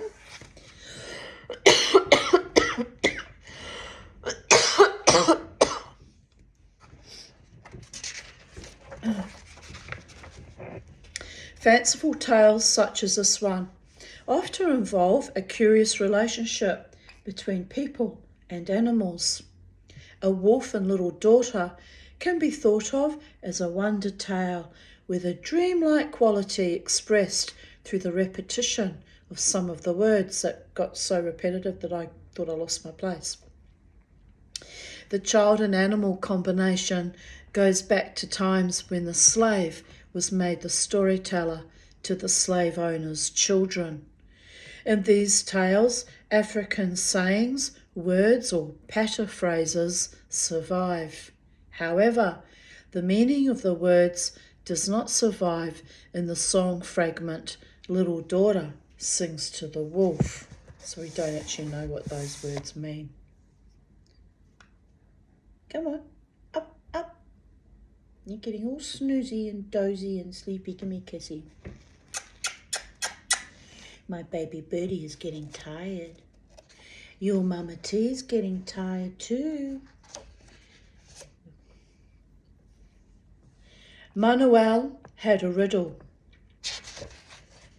There was a king had a daughter, and the king told his kingdom that he would give a fortune in gold to anyone who could guess the riddle of the princess. But if the guesser guessed wrong, the princess would have his head cut off. In the kingdom there was a woman who had a smart son. His name was Manuel. She was a widow, and they were very poor. Manuel told his mother that he was going to the palace to try to guess the riddle of the princess and get them a fortune. Even better, he said, he would try to give the princess a riddle to guess first. His mother begged him not to. Manuel, do not go, she pleaded with him. 25 men have died because they could not guess the riddle of the princess. Nobody escapes. Manuel said, Mother, I'm going, dead or alive, and I will escape. His mother made him 3 loaves of bread and 3 cakes for him on his journey. She put poison in the cakes. She told him that the cakes were for him and the bread for his donkey. His donkey's name was Paul. After they had travelled all the morning, Manuel felt hungry. He got off his donkey and he found the bread and the cakes in his bag. The bread was hard and the cakes were soft. Paul has carried me so well, he said to himself. I will give him the soft cakes and eat the hard bread myself. When Paul ate the cakes, he fell down dead. Manuel said, My poor little donkey is dead. But Manuel had to go on. And after he had gone a few steps, he saw 3 vultures fly down onto the donkey. They pulled out his entrails. As soon as they were eating, all 3 fell over, dead. Manuel went back to his dead donkey. He got the birds and tied them together, stringing them over his shoulder. He went along and he passed 7 robbers. "Will you sell us your vultures?" they asked him. $1/2 apiece, Manuel said, and that's what the robbers gave him. Manuel waited to see what the robbers were going to do with the birds. They plucked the birds, then they built a fire and cooked them. They all sat down to eat, and as soon as they began eating, they dropped down dead. "Oh, now I have a riddle for the princess," Manuel said, and he said the riddle out loud. The cake kills Paul, and Paul kills 3, and 3 kills 7. "The princess will never guess my riddle," said Manuel. Manuel arrived at the palace. He was so friendly, the nobles laughed at him. He told everybody they had come to ask the princess a riddle. The king asked him, "Do you know what you are doing, young man?" Manuel said, "Oh yes, I know. If the princess guesses my riddle, you will cut off my head. But if she does not guess it, I will get a fortune." Then Manuel asked the princess, in the proper way of asking, "What is the thing? The cake kills Paul, Paul kills 3, and 3 kills 7. The princess sat there almost 30 minutes without telling him anything. Then she told the king that she could not guess the riddle. The king was unwilling to lose his fortune. He told Manuel, "Young man, you still have something you must do before you receive my fortune. Here, I give you 3 rabbits. You must set them free in the mountains. Then in 30 days, give them back to me. They must be fattened up, and then you will receive my fortune." Manuel took the 3 rabbits and carried them away to the mountains. He was very sad. "Oh," he said, "if I set these rabbits free here, how will I find them again?" Just then he saw an old witch standing near him. "What's your trouble, young man?" she asked Manuel. "Old woman," he said, "I wonder how I will find my rabbits again if I let them run free." The witch gave him a whistle and told him, "Whenever you want your rabbits, blow on the whistle, and wherever they are, they will come to you." Then she was gone as quickly as she had come. Manuel was so happy. He built a shelter for himself, and he stayed there on the mountain for 15 days. The next day he thought he would try the whistle. He blew on it. The rabbits came jumping. Hop, hop, hop. "All right, all good," Manuel cried, and he ran his hand over their fur. He felt how sleek and fat they had become. On the 20th day, the king told the princess to disguise herself. "My child," he told her, "go into the mountains and give the lad any amount of money he wants for one of the rabbits." This is the witch giving him the whistle to call in the rabbits back.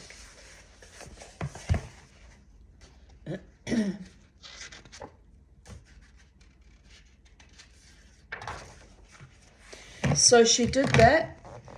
Ooh, goodness. And when she got to the mountains, she found Manuel. "What are you doing here?" she asked him. "I'm fattening my 3 rabbits to take to the king," said Manuel. "What? In all these mountains?" she said. "How can you find them again?" "I have a whistle that brings them to me," he said. "I'd love to see it," she said. So Manuel took out the whistle. He blew on it, and the 3 rabbits came hopping along, fatter than they were before. One of them had a black spot on its side. The princess said, "Sell me the spotted one."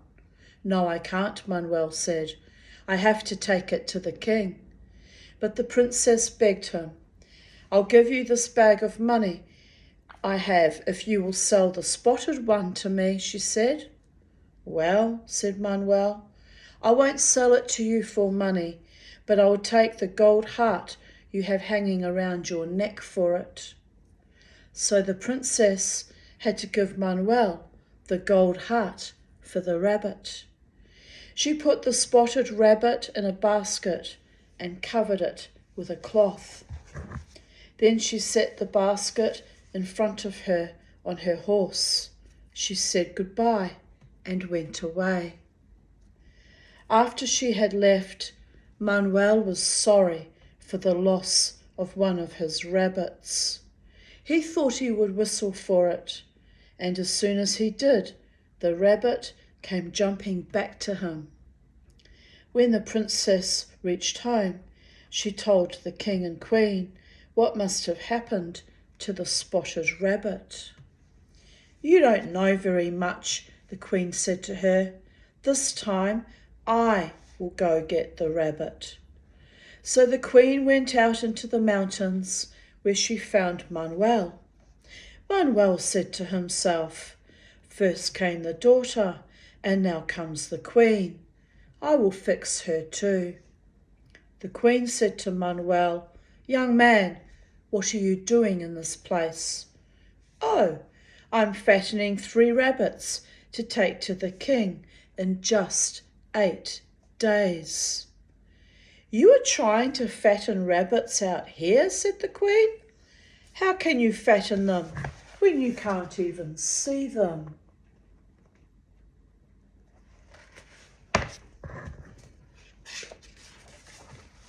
"Well, I can see them whenever I wish," said Manuel. "Oh, let me see you then," said the queen. So Manuel blew on the whistle, and 3 fat rabbits came hop, hop, hopping, Charlie. "Sell me the one with the black spot," the queen commanded. "I have enough money in this bag to make you rich for your whole life." "No," said Manuel, "I cannot sell it for money, but I will give you the spotted rabbit in exchange for the bracelet you are wearing." "Certainly," said the queen, "but it doesn't cost anything. Now give me the rabbit."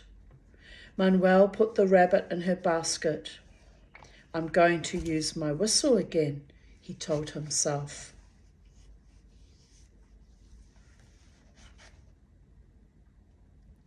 When the queen had trotted away, he blew the whistle. The rabbit jumped out of her basket and hopped back to him.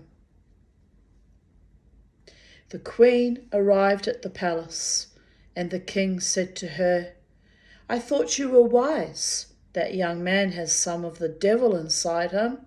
This time I will go." The king had an iron cage made to take with him. He dressed up like a poor shepherd. He found Manuel in his hut, and he said, "Young man, what are you doing here?" "I'm fattening 3 rabbits to take to the king," Manuel said. "Rabbits? How strange," said the king. "I would like to see rabbits in these hot mountains." I'm getting the most delightful cuddles. "Would you really like to see them?" asked Manuel. He blew his whistle. The rabbits hopped to him.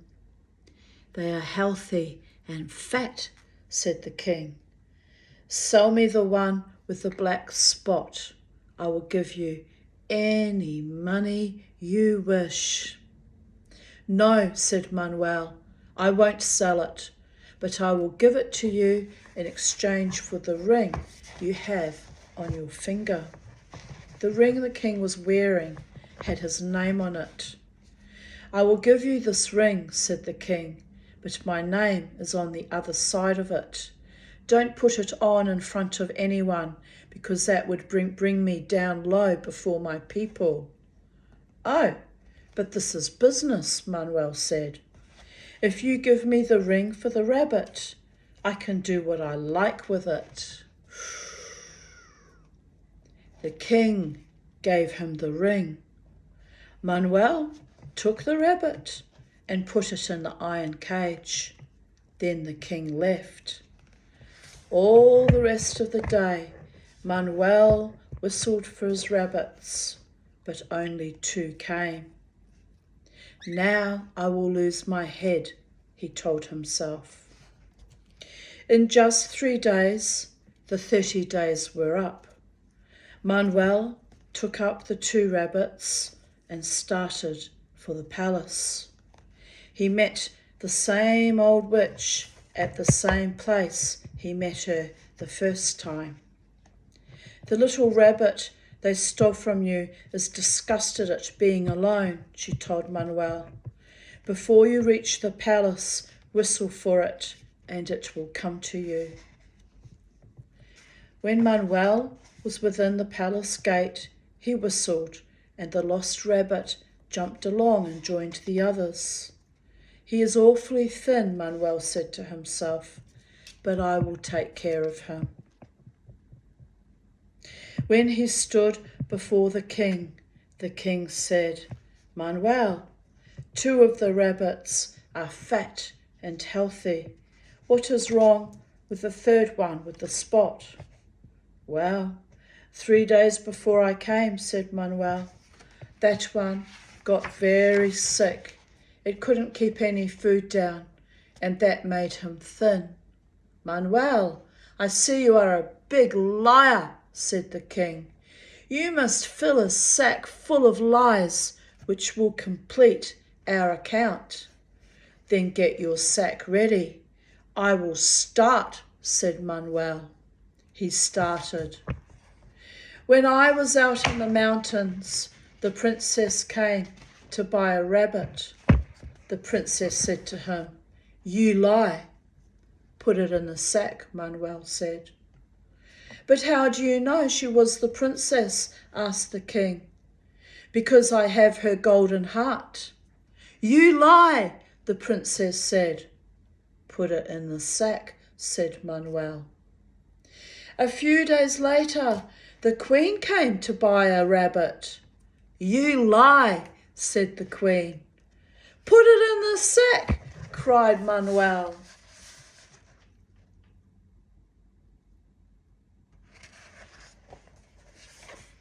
"How do you know that it was the queen?" asked the king. "I have her bracelet," said Manuel. "You lie," said the queen. Into the sack, exclaimed Manuel. When it lacked 3 days of the time for me to return, the king himself came to buy one of my rabbits. The king said, "You lie. The sack is full, very full." There, you see, the king was trying to keep Manuel from telling about his ring. He succeeded. Manuel didn't tell. He got his fortune, and he took it to his mother. He and his mother then had a lot of everything, and ever after they lived happily. This is a folk tale from the Cape Verde Islands that depicts episodic adventure. It seems to say that facts are facts, and yet the facts can be altered by the proper outcome of a riddle. It is one of many variations on the theme of the princess who asks riddles with the sack of lies motif. There are several whistle and sack of lies variations. Another version is the child born with a whistle in its hand. The child would go out to whistle, and all the rats in the world would come to listen. The king hears of the whistle, wants it, etc. The child must bring him several sacks of lies or be put to death. It's interesting that in this drawing, the lies take the form of serpents and are flying into the sack. Had that carpet python visitor to, well, my front lawn today. I was brave, you know what? I had to bring the bin in and it was already out there in the grass, and I just went, got my bin, walked past, and Snake lifted his head up, or her head, and just kind of looked at me. I mean, we weren't close, but when I saw how quickly she moved when I was filming, I was like, that was a bit crazy, me walking right past her on the driveway to get my big auto bin and wheeling it back. She could have lunged for me or something, but she didn't. But yeah, I was astonished to see how fast she moved, or he moved. Beautiful snake it is and was. But we got to look after you, Charlie. I've been having you outside and you're just munchkin for a big carpet python. Yes. Anyway, I think I'll have a rest now. It's 2 hours and 11 minutes. I usually go on for about 3 hours, but we're only halfway through the book, so there's approximately 2 more hours of reading to go. So I might come back and make a part 2 of this video of this book, The People Could Fly, because I don't want to give myself a breakdown if I overexert myself. So Goddess bless. I hope you enjoyed that as much as I did, and talk to you tomorrow. Bye for now, people of Earth. Keep flying.